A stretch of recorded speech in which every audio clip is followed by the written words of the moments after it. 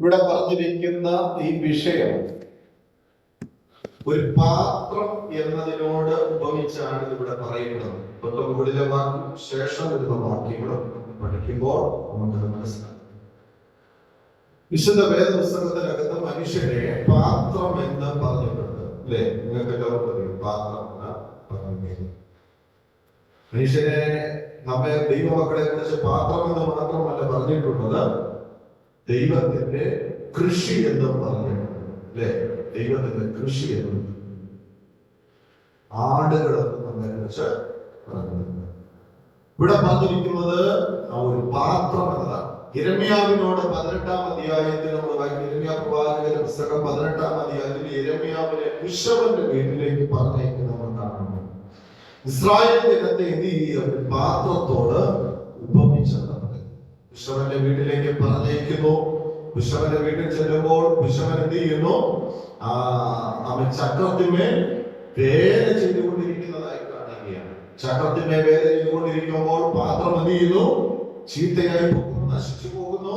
പിന്നീട് അതിനെ വീണ്ടും എന്ത് ചെയ്യാണ്? റീകണ്ടീഷൻ ചെയ്ത് മോൾഡ് ചെയ്ത് പുതിയൊരു പാത്രമാക്കി മാറ്റുന്നു. ഇവിടെ വായിക്കുന്ന ഒരു പദപ്രയോഗം കുശവന്റെ കയ്യിൽ ഇരിക്കുമ്പോൾ അത് എന്ത് ചെയ്തു? കുശവനെ കാണിക്കുന്നത് ദൈവത്തെയാണ്, പാത്രത്തെ കാണിക്കുന്നത് നമ്മളെയാണ്, അല്ലേ? കുശവന്റെ കയ്യിൽ ഇരിക്കുമ്പോഴും പാത്രം എന്ത് ചെയ്യാം? ചീത്തയായി പോകാൻ ദൈവത്തിന്റെ കരങ്ങളിൽ നമ്മൾ ശക്തമായി ഉപയോഗിക്കപ്പെട്ടുകൊണ്ടിരിക്കുമ്പോഴും സാധ്യതകൾ കൂടുതലാണ് ചീത്തയായി പോകാൻ. ശിഷ്യന്മാരൊരിക്കൽ യേശുവിന്റെ അടുക്കൽ വന്നിട്ട്, കർത്താവേ, ഞാൻ നിന്റെ നാമത്തിൽ എന്ത് ചെയ്തു? ഭൂതങ്ങളെ പുറത്താക്കി, മരിച്ചവരെ ഉയർപ്പിച്ചു, അത്ഭുതങ്ങൾ പലതും നടത്തി, കോപമൊക്കെ പിടിച്ചു വന്നപ്പോൾ കർത്താവ് പറഞ്ഞൊരു പദപ്രയോഗമുണ്ട്. എന്താ പറഞ്ഞിരിക്കുന്നത്? നിങ്ങൾ അത്ഭുതങ്ങളും അടയാളങ്ങളും ഒക്കെ നടത്തുന്നതിലല്ല സന്തോഷിക്കുന്നത്, നിങ്ങളുടെ പേര് ഉപയോഗിക്കപ്പെട്ടുകൊണ്ടിരിക്കുമ്പോഴും ചീത്തയായി പോകാനും തൊട്ട് സാധ്യതയുണ്ട്. പക്ഷെ ഒരു കാര്യമാണ്, ആ കുശവന്റെ കയ്യിൽ ഏൽപ്പിച്ചു കൊടുത്ത കർത്താവേ, നീ എന്നെ പണിയണമേ ഏൽപ്പിച്ചാൽ അവൻ ബ്രേക്ക് ചെയ്യും, നമ്മളെ മോൾഡ് ചെയ്ത് പുതിയ പാത്രമാക്കി മാറും. ആ വിഷയത്തിൽ നിന്ന് മാറി വായിച്ച വചനത്തിലേക്ക് വരാൻ താല്പര്യപ്പെടുക. അപ്പോ ഇവിടെ വായിക്കപ്പെടുന്നത് നമ്മുടെ സൃഷ്ടാവിനോടുള്ള ബന്ധത്തിൽ ഈ പാത്രത്തെ കാണിക്കുന്നത്, സൃഷ്ടാവിനോടുള്ള അടുപ്പത്തെ കാണിക്കാൻ വേണ്ടിയാണ് പാത്രത്തെ കാണിക്കുന്നത്. രണ്ടാമത് സൃഷ്ടാവിന്റെ സൃഷ്ടിയുടെ മേലുള്ള അധികാരത്തെയാണ് ഇവിടെ കാണിക്കുന്നത്. മൂന്നാമത് സ്വന്തം ഇഷ്ടപ്രകാരം ഉടച്ചു വാക്കാനുള്ള അധികാരത്തെയാണ് അവിടെ കാണുന്നത്. ഒരു ദൈവത്തിൽ പാലിക്കേണ്ട വിശുദ്ധിയെ കുറിച്ചാണ് തിമോഥെയോസിന്റെ ലേഖനത്തിൽ പൗലോസ് അപ്പോസ്തലൻ വിശദീകരിക്കാൻ പോകുന്നത്. ഇവിടെ നമ്മൾ വായിച്ച ഒരു പദപ്രയോഗം, അല്ലെ? ചിലതിനെ മാന്യകാര്യത്തിനും ചിലതിനെ ഹീനകാര്യത്തിനും ഉപയോഗിക്കുന്നതാണ്. ഈ പാത്രങ്ങൾ മാന്യകാര്യത്തിലും ഹീനകാര്യത്തിലും ഉപയോഗിക്കുന്നുണ്ട്, അല്ലെ? പല പാത്രങ്ങളും മാന്യകാര്യത്തിൽ എന്ത് ചെയ്യുന്നുണ്ട്? ഹീനകാര്യത്തിൽ ഉപയോഗിക്കുന്നുണ്ട്. നമ്മുടെ വീട്ടിലും അങ്ങനെ പാത്രങ്ങളുണ്ട്, അല്ലെ? സ്തോത്രം. കാണാൻ ഭംഗിയുള്ളതും ഉപയോഗപ്രദമായ പല പാത്രങ്ങളും പല കാര്യങ്ങൾക്കും വേണ്ടി യൂസ് ചെയ്യുന്നുണ്ട്. ഉപയോഗിക്കുന്ന രീതിയുടെ മാനദണ്ഡത്തിനല്ല അതിന് മാനപാത്രമെന്നോ ഹീനപാത്രമെന്നോ നമ്മൾ വിശേഷിപ്പിക്കപ്പെടുന്നത്. മനസ്സിലായോ? നമ്മൾ മാനപാത്രം ഹീനപാത്രം എന്നൊക്കെ നമ്മൾ വിശേഷിപ്പിക്കുന്നത് ഉപയോഗിക്കപ്പെടുന്ന രീതിയിലല്ല. സ്തോത്രം. ആമേൻ. അത് എങ്ങനെ ഉപയോഗിക്കും എന്നതിന്റെ മാനദണ്ഡത്തിലല്ല അത് മാനപാത്രമാണോ ഹീനപാത്രമാണോ എന്നത് അതിന് മാർക്ക് ഇടുന്നത്, അല്ലെങ്കിൽ അതിന് വിലയിരുത്തുന്നത്. ഇവിടെ സ്വർണം കൊണ്ടുള്ളതുണ്ട്, അല്ലെ? മരം കൊണ്ടുള്ളതുണ്ട്, മണ്ണ് കൊണ്ടുള്ളതുണ്ട്. സ്വർണം കൊണ്ടുള്ളതായാലും എത്ര വിലയേറിയതാണെങ്കിലും അത് ഉപയോഗശൂന്യമാണെങ്കിൽ അത് ഹീനപാത്രമാണ്. എത്ര പേർക്ക് മനസ്സിലാക്കുന്നുണ്ട്? ഹലോ, സ്തോത്രം. സ്വർണം കൊണ്ടുള്ളതാണ്, ഭയങ്കര വിലപിടിപ്പുള്ള ലോഹം കൊണ്ട് ഉണ്ടാക്കിയതാണെങ്കിലും അത് ഉപയോഗശൂന്യമായിട്ടാണ് ഇരിക്കുന്നതെങ്കിൽ അത് എന്തല്ല? അത് ഹീനപാത്രം എന്നാണ് അതിനെ വിശേഷിപ്പിക്കുന്നത്. നമ്മുടെ വീട്ടില് നമ്മുടെ ഹീനപാത്രം എന്ന് നമ്മൾ പറയപ്പെടുന്നത് അല്ലെ, വീട്ടിനകത്ത് ഉപയോഗിക്കുന്ന ഏറ്റവും ഭക്ഷണം വിളമ്പാനും ഗസ്റ്റ് വന്നാലൊക്കെ കൊടുക്കാൻ ഉപയോഗിക്കുന്ന ഏറ്റവും നല്ല മനോഹരമായ പാത്രം നമ്മൾ മാന്യപാത്രം എന്ന് നമ്മൾ എന്ത് ചെയ്യാം, വിശേഷിപ്പിക്കപ്പെടാം. പിന്നെ നമ്മൾ സെക്രട്ടറി ആക്കാൻ വെച്ചിരിക്കുന്നതുണ്ട്, ബാത്റൂമിൽ യൂസ് ചെയ്യുന്നതുണ്ട്, നമ്മൾ അതിനെയൊക്കെ എന്ത് ചെയ്യും, ഹീനപാത്രങ്ങളുണ്ട്. പക്ഷെ വചനത്തിന്റെ അടിസ്ഥാനത്തിൽ അങ്ങനെയാണ് വിശദീകരിക്കുന്നത്. പിന്നെ എന്താണ്, ഉപയോഗശൂന്യമാണോ അതിനെ ഹീനപാത്രം എന്നാണ് പറയപ്പെടുന്നത്. കാരണം ഉയർത്തുന്ന ശ്രോത്രം ഇതാട്ടെ. Praise the Lord, praise the Lord. കാണാൻ ഭയങ്കര ഭംഗിയാണ്, നല്ല വിലപിടിപ്പുള്ള വസ്തു കൊണ്ട് ഉപയോഗിച്ചത് ഓട്ടയുള്ളതാണെങ്കിലോ, ഓട്ടയുള്ളതാണെങ്കിലോ നമ്മൾ ഉപയോഗിക്കുമോ? പറ്റത്തില്ല. കഴിഞ്ഞ ദിവസങ്ങളിൽ ഞാൻ അമേരിക്കയിൽ പോയപ്പോൾ കൊണ്ടുവന്ന സാധനമാണ്. പക്ഷെ അത് ഇവിടെ വന്നപ്പോഴത്തേക്ക് എന്ത് ചെയ്തു, എന്തോ ഒരു തകരാറ് അതിന് സംഭവിച്ചു. പക്ഷെ ഞാൻ അത് ഉപയോഗിക്കാൻ പറ്റുന്നില്ല. അതുകൊണ്ട് ഞാൻ ഭദ്രമായിട്ട് ഞാനിവിടെ അത് എന്ത് ചെയ്തിട്ടുണ്ട്, വെച്ചിട്ടുണ്ട്. പക്ഷെ വചനത്തിന്റെ അടിസ്ഥാനത്തിൽ അതിനെ പറയുന്നത് സ്വർണ്ണം കൊണ്ടുള്ളതാണെങ്കിലും അത് ഹീനപാത്രമാണ്. കാരണം സ്വാതന്ത്ര്യം ചെയ്യാൻ. അപ്പൊ ഉപയോഗിക്കപ്പെടാൻ എന്ത് ചെയ്യണം? നമ്മൾ ഓരോരുത്തരും എന്താണ്, ദൈവസന്നിധിയിൽ ആരാണ്? പാത്രങ്ങളാണ്. ഇന്ന് രാവിലെ ദൈവസന്നിധിയിൽ തീരുമാനമെടുത്തോളം ഞാൻ ഒരു മാനപാത്രമാണോ ഹീനപാത്രമാണോ? നീ ഉപയോഗിക്കപ്പെടുന്നുണ്ടെങ്കിൽ ഒരു വിധത്തിൽ അല്ലെങ്കിൽ മറ്റൊരു തലത്തിൽ, പ്രാർത്ഥനയിലാകാം, ദൈവവചന ധ്യാനത്തിലായിരിക്കാം, ശുശ്രൂഷാതലത്തിലായിരിക്കാം, അല്ലെങ്കിൽ ട്രാക്ട് കൊടുക്കുന്നതിലായിരിക്കാം, ഉപവസിക്കുന്നതിലായിരിക്കാം, ചിലപ്പോൾ ഇവിടെ ഒന്ന് ക്ലീൻ ചെയ്യുന്നതിലായിരിക്കാം. ഏതെങ്കിലും ഒക്കെ തലത്തിൽ നീ ഉപയോഗിക്കപ്പെടുന്നുണ്ടെങ്കിൽ വചനം പറഞ്ഞു നീ മാനപാത്രമാണ്. ഇല്ല, നീ ഉപയോഗിക്കപ്പെടുന്നില്ലെങ്കിൽ വചനം പറഞ്ഞു നീ ഹീനപാത്രമാണ്. അപ്പൊ നാം ഉപയോഗിക്കപ്പെടുന്നുണ്ടോ ഇല്ലയോ എന്ന് ഇന്ന് രാവിലെ ആത്മപരിശോധന നടത്തണം. ഉപയോഗിക്കപ്പെടുന്നില്ലെങ്കിൽ നാം ഉപയോഗിക്കപ്പെടുവാൻ, യൂസ് ചെയ്യാൻ ദൈവസന്നിധിയിൽ ഏൽപ്പിച്ചു കൊടുക്കണം. കർത്താവിനോട് പറയണം, കർത്താവേ എന്നെ ഒന്ന് ഉപയോഗിക്കണമേ, ഈ കാലഘട്ടത്തിൽ എന്നെ ഒന്ന് ഉപയോഗിക്കണമേ, എന്നെ ഒന്ന് യൂസ് ചെയ്യണമേ എന്ന് ദൈവസന്നിധിയിൽ ഉപവാസ പ്രാർത്ഥനയിൽ പ്രാർത്ഥിക്കാനിടയാണ്. കർത്താവേ ഞാൻ വെറുതെ ഇരിക്കാനല്ല, ആരാധനയ്ക്ക് വന്ന് വെറുതെ ഇരിക്കാനല്ല, ഞായറാഴ്ച ഒരു ആരാധന കൊണ്ട് തൃപ്തിപ്പെടാനല്ല, ഒരു കേവല പെന്തക്കോസ്തുകാരനായി തീരാനല്ല, കേവലം ഒരു വിശ്വാസിയായി തീരാനല്ല, ദൈവത്തിന് ഇഷ്ടമുള്ള രീതിയിൽ ദൈവത്തിന് ഹിതമാകണം എന്നെ വായിച്ചറിഞ്ഞ് ഉപയോഗിക്കണമേ. ആമേൻ.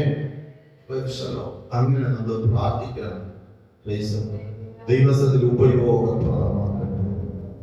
ഇല്ലെങ്കിൽ നമ്മൾ എന്താണ്, ഹീനപാത്രമാണ്. വിലയേറിയ ലോകങ്ങൾ ഉണ്ടാക്കിയത് കൊണ്ട് ഉപയോഗിക്കപ്പെടണമെന്നും ഇല്ല, മണ്ണുകൊണ്ട് ഉണ്ടാക്കിയത് കൊണ്ട് അവഗണിക്കപ്പെടണമെന്നും ഇല്ല.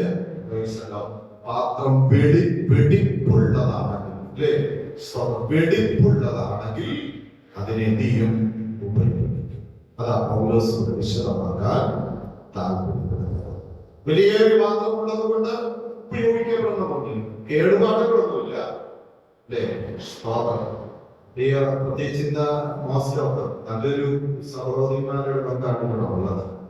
ഏറ്റവും പെട്ടെന്ന് നിങ്ങൾ ഉപയോഗിക്കുന്ന എന്തായിരിക്കും അറിയാം, കഴുകി ക്ലീൻ ആയിരിക്കുന്ന ഒരു ഗസ്റ്റ് വന്ന് പെട്ടെന്ന് നിങ്ങൾ പോയി എടുക്കുന്ന മാത്രം ഏതായിരിക്കും, ഇപ്പൊ കഴുകി നീറ്റാക്കി വെച്ചിരിക്കുന്നതായിരിക്കും ഏറ്റവും പെട്ടെന്ന് പോയി എന്ത് ചെയ്യുന്നത്, എടുക്കുന്നത്. ഇനി ഒന്ന് കുറച്ച് പണിയെടുത്ത് കഴുകേണ്ടത് നമ്മൾ എന്ത് ചെയ്യത്തില്ല, അത് പിന്നത്തെ തിരികെ മാറ്റി. അല്ലേ, ക്ലീൻ ആയിരിക്കുന്നതിന് അല്ലേ നമ്മൾ ഉപയോഗിക്കും. സാധാരണ വെടിപ്പുള്ളതിനെയാണ് എല്ലാവരും എന്ത് ചെയ്യുന്നത്. അപ്പൊ ഉപയോഗിക്കപ്പെടണമെങ്കിൽ എന്ത് ചെയ്യണം? ഹലോ, നിങ്ങൾ എന്നോട് കൂടെ ഉണ്ടോ? ഉപയോഗിക്കപ്പെടണമെങ്കിൽ എന്ത് ചെയ്യണം? നമ്മൾ ക്ലീൻ ആകണം, നമ്മൾ വെടിപ്പുള്ളവരായി മാറണം. ആ പാത്രം എന്ത് ചെയ്യണം? വെടിപ്പായി സൂക്ഷിക്കണം. അപ്പോ വെടിപ്പായി സൂക്ഷിക്കുക, ക്ലീനായി സൂക്ഷിക്കുക എന്ന് പറയുന്നത് ആരുടെ ഉത്തരവാദിത്വമാണ്? പറഞ്ഞേ, ഞാനിന്ന് ഇങ്ങനെ എടുക്കുന്നത് ഇവിടെ കുറച്ചുപേരെ നിങ്ങൾക്ക് മനസ്സിലാക്കണം. ഞായറാഴ്ച നമ്മൾ വേറെ ലെവലായിരിക്കും. ഇത് നിങ്ങൾക്ക് മനസ്സിലാക്കേണ്ട ഒരു വെബ്സൈറ്റ് പോലെ ഞാൻ കൊണ്ടുവന്നു. ഈ പാത്രം ക്ലീൻ ആക്കി വെക്കേണ്ടത് ആരുടെ ഉത്തരവാദിത്വമാണ്? നമ്മൾ പറയും വീട്ടുകാരുടെ ഉത്തരവാദിത്വമാണ്.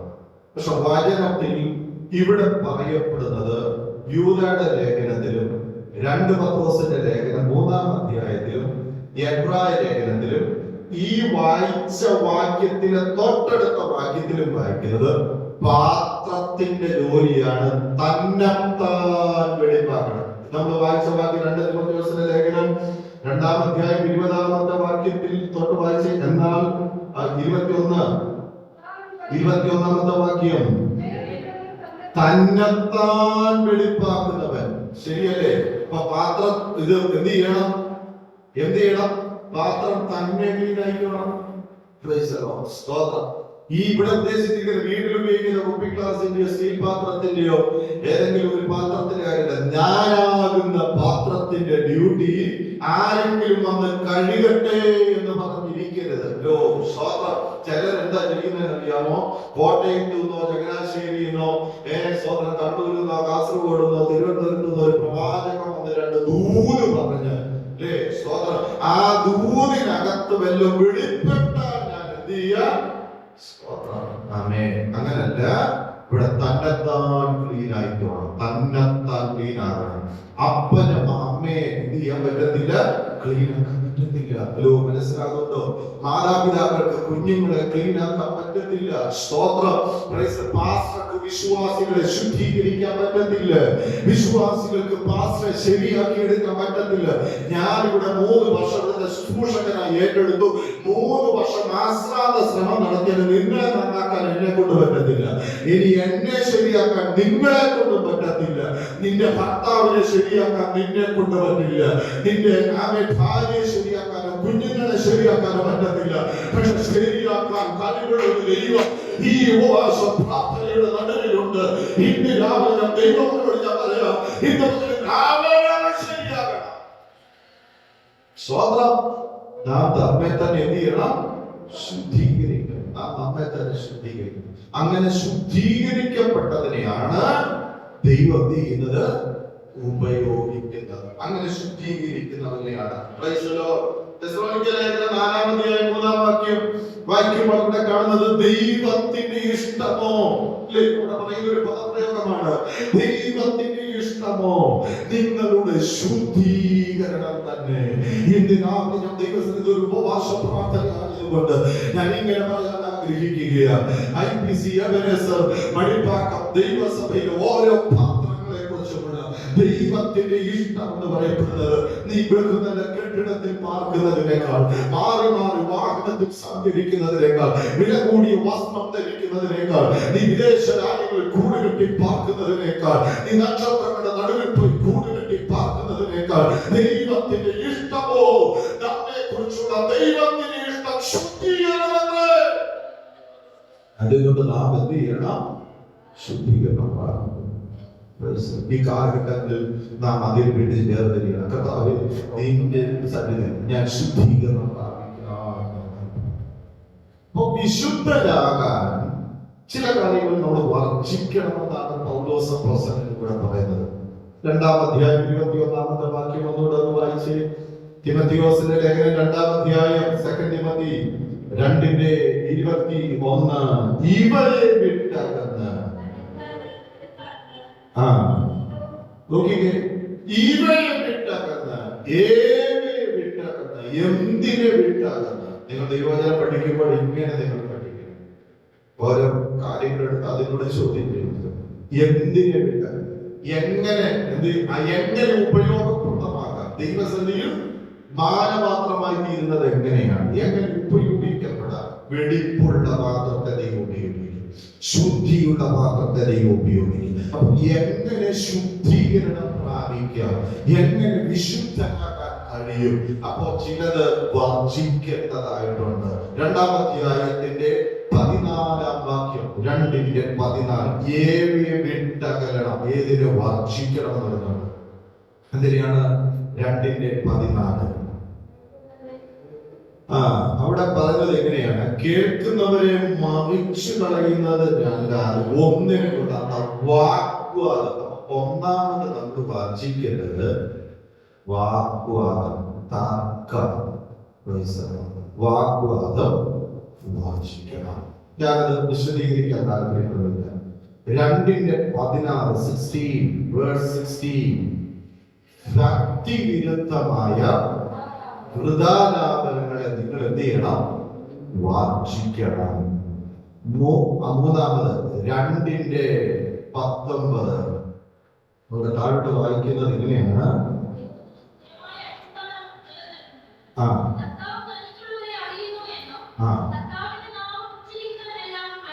അനീതി വിട്ടകന്നുകൊള്ളട്ടെ. അപ്പൊ മൂന്നാമത്തെ കാര്യം എന്ത് ചെയ്യണം?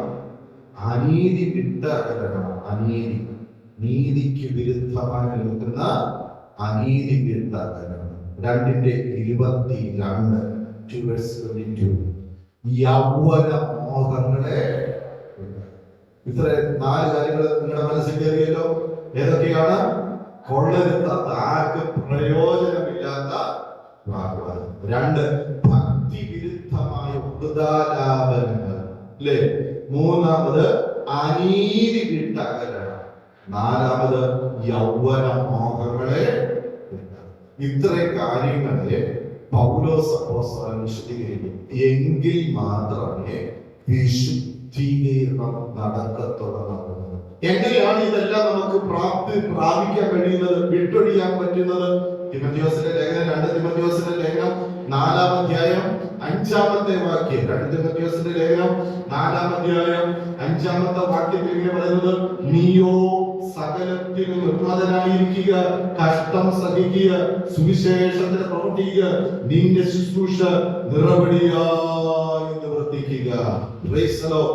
ആമേൻ. യോഹന്നാൻ 15:3 വായിക്കുന്നത് എന്താ? വായിക്കുന്നത് 15:3.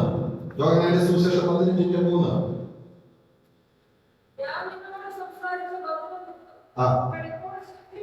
നോക്കിക്കേ, എങ്ങനെയാണ് ശുദ്ധിയായിരിക്കുന്നത്? ഞാൻ നിങ്ങളോട് സംസാരിച്ച വചനം നിമിത്തം നിങ്ങൾ ഇപ്പോൾ എന്ത് ചെയ്യുന്നു?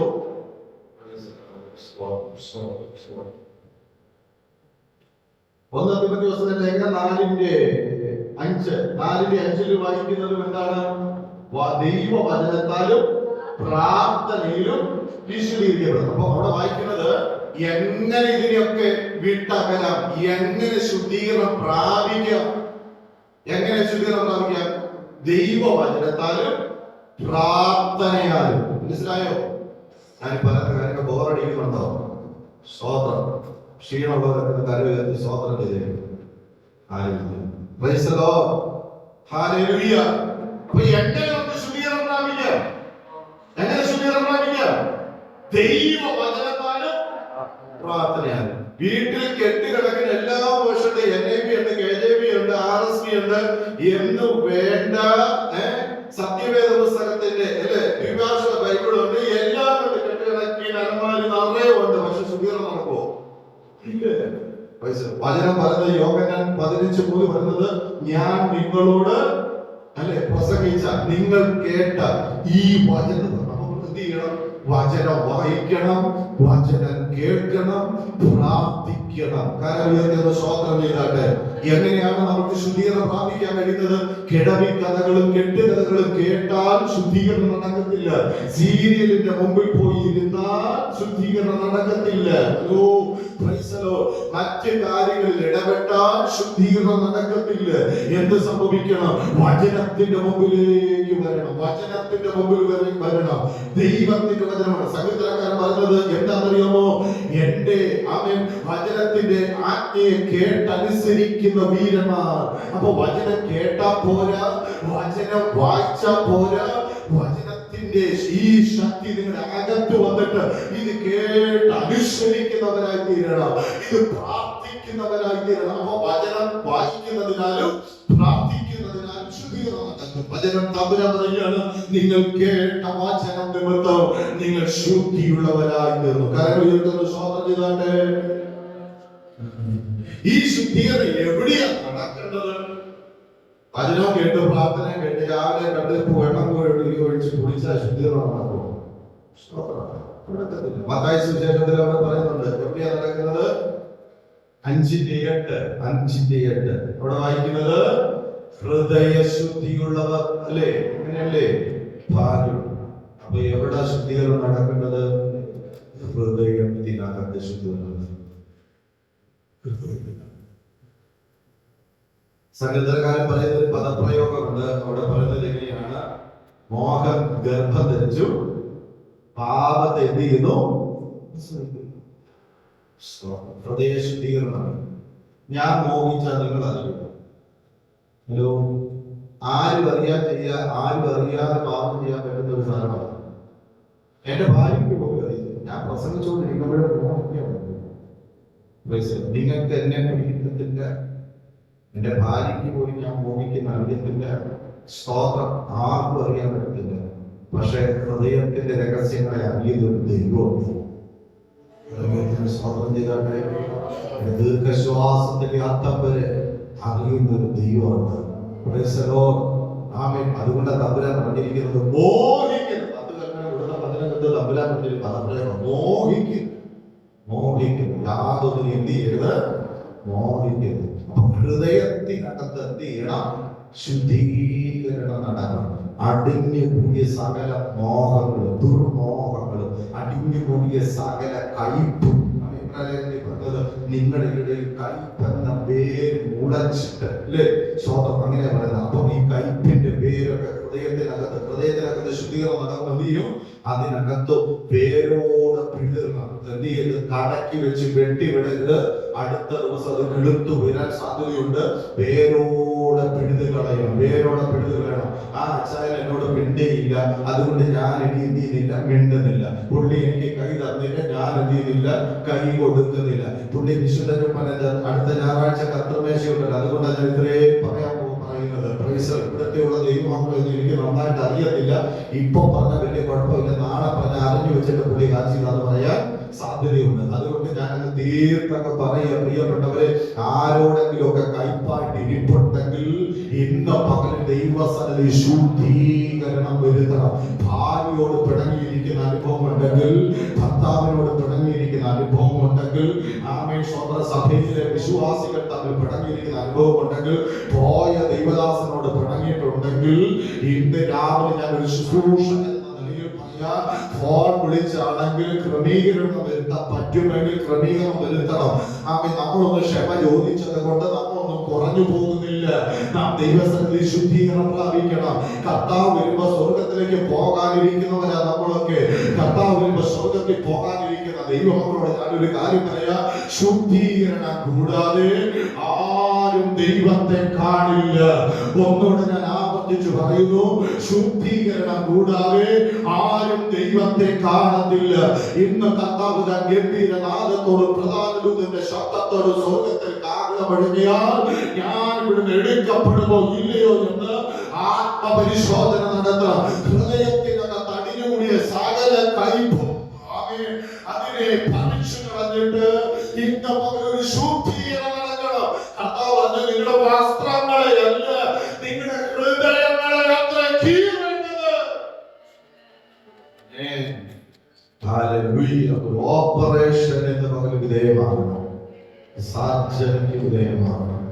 ദൈവത്തോട് കർത്താവേ എന്നോട് ക്ഷമിക്കണമേ. രഹസ്യമായി ഞാൻ കൊണ്ടുവരുന്നത് പാപ സ്വഭാവങ്ങൾ, രഹസ്യമായി ഞാൻ മോഹിച്ചത്, രഹസ്യമായി ചിന്തിച്ചത്, വിരോധമായി സംസാരിച്ചത്, അമ്മായിമ്മയ്ക്ക് വിരോധമായി, അമ്മായിയപ്പന് വിരോധമായി, അല്ലെങ്കിൽ സ്വന്തം മരുമകൾക്ക് വിരോധമായി എന്തെങ്കിലുമൊക്കെ ഉണ്ടെങ്കിൽ നിന്റെ സ്വത്രം പറയുന്ന അധരം കൊണ്ട് സ്വന്തം വേഗത്തിലും അതരുതാത്തത് വന്നിട്ട് ഒരുവന്റെ ആത്മീയത്തിന് ക്ഷീണം സംഭവിച്ചിട്ടുണ്ടെങ്കിൽ എല്ലാ പേരുമാണ് ഞാൻ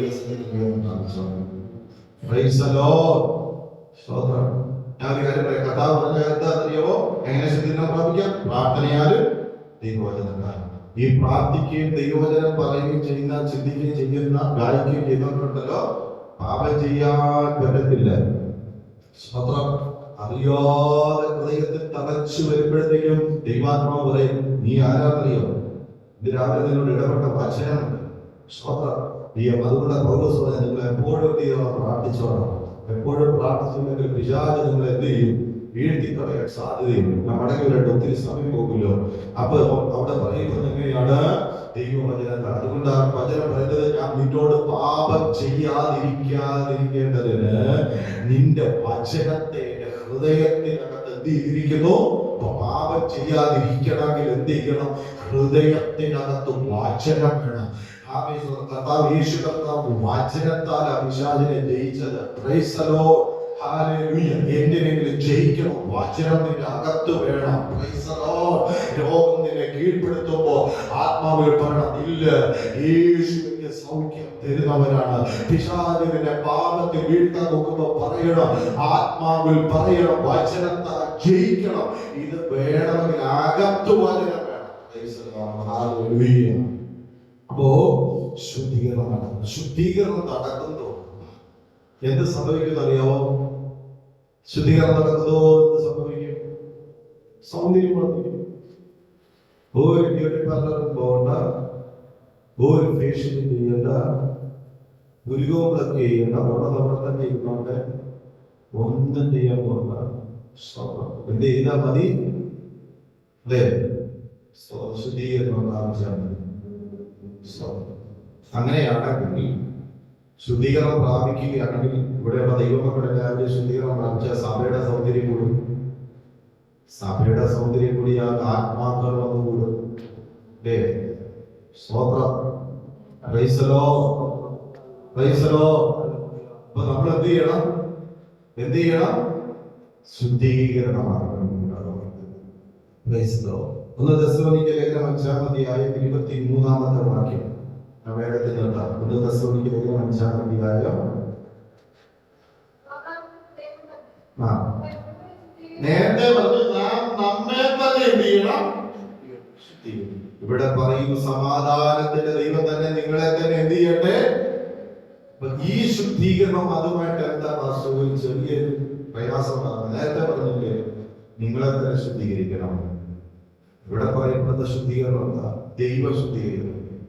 നാം തനിയെ ശുദ്ധീകരണത്തിന് നോക്കി ചില കാര്യങ്ങളിൽ നോക്കി ജയിക്കാൻ നമ്മളെ കൊണ്ട് കഴിഞ്ഞെന്ന് വരും. പിടികിട്ടിയോ? എന്നാ നമ്മളെ സഹായിക്കുന്ന ദൈവമുണ്ട്. Praise the Lord. Praise the Lord. Praise the Lord. ആമേൻ. നാം ദൈവസന്നിധിയിൽ എത്ര കഴിയെന്ന് പറഞ്ഞാൽ ചില വിഷയത്തിനകത്തൊക്കെ ഒരു ശുദ്ധീകരണം ഉണ്ടാക്കാൻ തമ്പുരാൻ നമ്മൾ എന്ത് ചെയ്യണം? കഴിയെ മാറ്റി. ഇന്ന് രാവിലെ ഞാൻ ദൈവങ്ങളോട് പറയാം, ഈ സമാധാനം ഇങ്ങനെ ഞാൻ പറഞ്ഞതെന്താ? നിന്നെ കൊണ്ട് ജയിച്ചു കയറാൻ കഴിയാത്ത ചില വിഷയങ്ങളുടെ നടുവിൽ തമ്പുരാനെ ശുദ്ധീകരിച്ച്, എന്റെ ദൈവമേ എനിക്ക് കഴിയത്തില്ലെന്ന് പറയുമ്പോ തമ്പുരാനെ ജയിക്കാൻ, എന്നെ ശുദ്ധീകരിക്കാൻ കഴിവുള്ള ഒരു തമ്പുരാൻ എന്ന് പറഞ്ഞു. യേശുക്രിസ്തുവിന്റെ രക്തത്തിന്റെ പ്രത്യേകത, ആ രക്തം നമ്മെ ശുദ്ധീകരിക്കുന്നതാണ്. ഉണങ്ങിപ്പോയിട്ടില്ലാത്ത രക്തം, ഇന്നും കാൽവരിയിൽ നിന്ന് ഒഴുകിക്കൊണ്ടിരിക്കുന്ന രക്തം, സകല പാപികളിൽ ഇന്നു വരെ ജനിച്ചിട്ടുള്ള സകല മനുഷ്യരെ ശുദ്ധീകരിക്കുന്ന രക്തം, ഇനി നാളെയുടെ നീളകളിൽ ജനിക്കാനിരിക്കുന്ന സകല തലമുറകളെയും ശുദ്ധീകരിക്കുന്ന രക്തം ഇന്ന് പകലിലും നമ്മുടെ നടുവിൽ ഒഴുകുന്നുണ്ട്. ഇന്ന് പകലിലും ദൈവജനം ഒരുമിച്ച് കണ്ണുകളുടെ ചുമ പ്രാർത്ഥിച്ചാണ്. സമാധാനത്തിന്റെ ദൈവം തന്നെ നമ്മെ ശുദ്ധീകരിക്കുന്ന ദൈവം. അവൻ നമ്മെ ശുദ്ധീകരിക്കുന്ന ദൈവമാണ്. ഇന്ന് പകലിൽ പാപങ്ങളെ ഏറ്റുപറയാതിരുന്നാൽ ശുദ്ധീകരണം നടക്കത്തില്ല. നാം ഏറ്റുപറയുമ്പോൾ അവൻ നമ്മെ ശുദ്ധീകരിക്കുന്നു. ശങ്കരക്കാരൻ പറയുന്നത് എങ്ങനെയാണ്? ഞാൻ മിണ്ടാതിരുന്നപ്പോ, ഉച്ചരിച്ചുകൂടാത്ത ജനക്കത്തെ ഞാൻ മിണ്ടാതിരുന്നപ്പോൾ എന്താ സംഭവിച്ചതെന്നറിയാമോ? അസ്ഥികൾ ക്ഷയിച്ചുപോയി. ഞാൻ രോഗം പിടിക്കപ്പെട്ടവനെ പോലെയായിപ്പോയി. എന്നാൽ ഏറ്റു പറയുമ്പോൾ എന്താ പറയുന്നതറിയുമോ? ലംഘനം ക്ഷമിച്ചു, പാപം അടച്ചു കിട്ടിയ മനുഷ്യൻ അവൻ ഭാഗ്യവാ. ഇന്ന് പകലിൽ ഏറ്റു പറഞ്ഞ കരുണയ്ക്ക് വേണ്ടി ഉപേക്ഷിക്കുമ്പോൾ ദൈവസന്നിധിയിൽ അവൻ നമ്മെ ശുദ്ധീകരിക്കുന്ന ദൈവമാണ്. നീ ഉപയോഗിക്കപ്പെടണമോ? ദൈവസന്നിധിയിൽ ഉപയോഗിക്കപ്പെടണമോ? നീ ഒരു ക്ലീനായി മാറണം, ശുദ്ധീകരിക്കപ്പെടണം. അങ്ങനെ ശുദ്ധീകരിക്കപ്പെടുന്ന വ്യക്തിയെ ദൈവം ഉപയോഗിക്കും. നീ നടന്നു പോകുമ്പോ അവന് നിന്നെ ശാന്തിയിൽ തട്ടിയാൽ രോഗികൾ സൗഖ്യമാകും. നീ കൈവയ്ക്കുമ്പോൾ സൗഖ്യം നടക്കും. നീ പ്രാർത്ഥിച്ചാൽ വിടുതലുകൾ സംഭവിക്കും. നിന്റെ കൂടാരത്തിൽ വിടുതലുകൾ സംഭവിക്കും. വിശ്വസിക്കുന്നവർ ദൈവസന്നിധിയിൽ സ്തോത്രം ചെയ്യുന്നു. എല്ലാ കണ്ണുകളും അടച്ച ആത്മാവിൽ പ്രാർത്ഥിച്ചു തുടങ്ങിയിട്ട് ആ ആത്മനിയോഗത്തോടെ ദൈവത്തിൽ പ്രാർത്ഥിച്ചാട്ടെ. ഈ വെള്ളിയാഴ്ച പകൽദിനത്തിൽ ദൈവം തമ്പുരാന്റെ മുൻപാകെ ഒന്ന് ക്ഷമാപണം നടത്തേണ്ടതിന് ക്ഷമാപണം നടത്തി, കരഞ്ഞ് ഉപേക്ഷിക്കേണ്ടതിനെ ഉപേക്ഷിച്ച് ദൈവസഭ ഉപവാസ പ്രാർത്ഥനയിൽ ഒരു ക്രമീകരണം വരുത്തേണ്ടതിന് ക്രമീകരണം വരുത്തി. അപ്പാ നീ എന്നോട് കരുണ കാണിക്കണമേ എന്ന് പറഞ്ഞാൽ, അപ്പാ ഞാൻ നിന്നോട് ദൈവത്തോട് സ്വർഗത്തോട് ഭാവനയോട് നീ എന്നോട് ക്ഷമിക്കണമേ എന്ന് പറഞ്ഞാൽ, നാം ശുദ്ധീകരണത്തെ ഏൽപ്പിക്കുമ്പോൾ വചനം പറയുന്നു, അവർ നമ്മെ ശുദ്ധീകരിക്കുന്ന ദൈവമാണ്. ഒഴിവാക്കേണ്ടതിന് ഒഴിവാക്കുവാൻ ഇന്ന് മുതൽ പരിശുദ്ധാത്മാവ് നമ്മുടെ ആലോചന പറയുകയാണ്. ഏറ്റുപറയേണ്ടതിന് ഏറ്റുപറയാൻ പരിശുദ്ധാത്മാവ് നമ്മോട് ആലോചന പറയാണ്. നിന്റെ അനുഗ്രഹത്തിന് തടസ്സമായി, നിന്റെ ഉയർച്ചയ്ക്ക് തടസ്സമായി, നിന്റെ നന്മയുടെ തടസ്സമായി ഒരു മന്ത്രവാദക്കെട്ടല്ല ഉയർന്നു നിൽക്കുന്നത്, ആ വിചാരക്കെട്ടല്ല ഉയർന്നു നിൽക്കുന്നത്. നീ തന്നെ ഒരുക്കി വെച്ച ചില കെട്ടുകൾ ഇന്ന് പകലിൽ വാക്കുകൊണ്ട് നീ തന്നെ കെട്ടിയത്, നിന്റെ ആധാരം കൊണ്ട് കെട്ടിയത്, നിന്റെ തലമുറയുടെ ഭാവിയെ നിന്റെ ആധാരം കൊണ്ട് കെട്ടിയത്, പ്രാർത്ഥിച്ചിട്ട് മറുപടി വൈകിയപ്പോ നിന്റെ ആധാരം കൊണ്ട് കെട്ടിയ ചില കെട്ടുകളുണ്ട്. ദൈവസന്നിധിയിൽ ഗുരുതരമായി ഇരുന്നപ്പോൾ ഇന്ന് ആത്മാവിൽ പറയുന്നു, ഉപേക്ഷിക്കുക.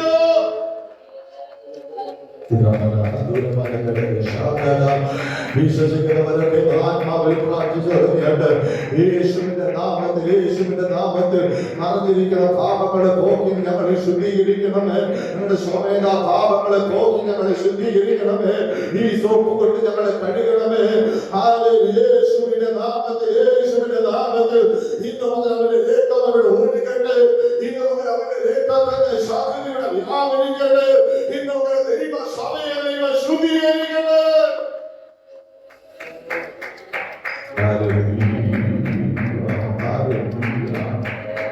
ദൈവം ചിലതിനെ ഉപയോഗിക്കാൻ ദൈവത്തിന് ഇഷ്ടമുണ്ട്. ഇതിനെ ഉപയോഗിക്കാൻ ദൈവത്തിന് പ്ലാനുണ്ട്, ദൈവത്തിന് പദ്ധതിയുണ്ട്. പക്ഷെ ഉപയോഗിക്കാൻ കഴിയാത്തതുപോലെ ചില അനുഭവങ്ങൾ ഇന്നലകളിൽ ഉണ്ടായ ചില അനുഭവങ്ങൾ ചില ഇടപാടുകളിൽ, ചില സംസാരങ്ങളിൽ, ചില ചിന്തകളിലൊക്കെ വന്നുപോയ ചില അഴുക്ക്, ചില മലിനതകൾ യേശുവിന്റെ നാമത്തിൽ ദൈവസഭയിൽ പ്രയോജനപ്പെടാൻ കഴിയാത്തവണ്ണം മലിനതകളെ മൂടിയിട്ട് ഇന്ന് മുതൽ യേശുവിന്റെ നാമത്തിൽ ഒരു കാലഘട്ടത്തിൽ കാത്തി ശോഭിച്ചത് ചാരം മൂടിക്കിടക്കുന്നത് പോലുള്ള അനുഭവങ്ങൾ യേശുവിന്റെ നാമത്തിൽ ഒരു കാലങ്ങളിൽ വെട്ടിത്തിറങ്ങിയിരുന്നത് പൊടി പിടിക്കപ്പെട്ട മൂടിക്കിടക്കുന്ന അനുഭവങ്ങൾ യേശുവിന്റെ നാമത്തിൽ ഇന്ന് മുതൽ അനുഭവങ്ങൾ മാറട്ടെ. പരിശുദ്ധാത്മാവിനെ ശുദ്ധീകരിക്കട്ടെ. വചനത്തെ